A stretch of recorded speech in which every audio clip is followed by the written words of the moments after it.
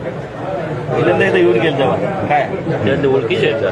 नाही, मी ओळखत नाही आहे. मी त्यांना चेहरेच बघितले नाही. मला गाडीतच घालून झोपवले ताडवं बरं. बाजू पालत झोपवलं.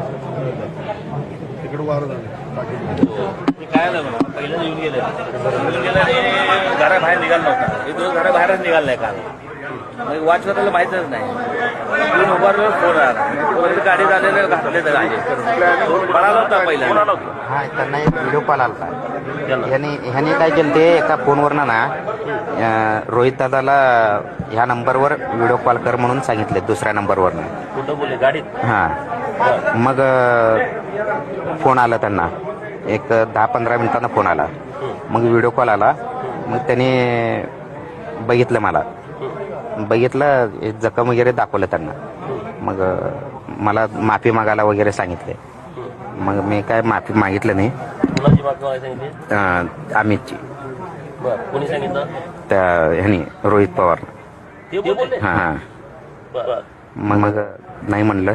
तसं म्हणल्यावर मग ठीक आहे, तुला लय मस्त आहे, तुम्ही बघून घ्या त्याला म्हणले आणि कट केलं. ती मुलं कुठं उतरली? ते तिघजण मारायचं नाही म्हणत ते. मग ते तिघजण निंबाळ म्हणून स्टेशन आहे रेल्वे स्टेशन, त्या साईडला तिथं उतरले. ते कुठले होते काय ओळखीच नाही ना? ते नाही, ते पुण्याचे असतील बहुतेक. बरं. त्यांची भाषा वगैरे पुणेरी होती. आता इथे काय टाके मारले का? हा, तर टाक. त्यात ते तिघं मारू नये म्हणत होते आणि हे बाकीचे मारा म्हणून त्यांच्यातून 2 म्हणून गाडी थांबून बाहेर जाऊन चर्चा केली महाराज का नाही. तिघं नको म्हणत होते, तिघं महाराज म्हणत होते. ते त्यांच्यात वाद निर्माण झाला. तर मी 4-5 तास नंतर पोलीस वाजून वाचले ते बिचारा. पोलिसांनी खूप चांगलं केलं.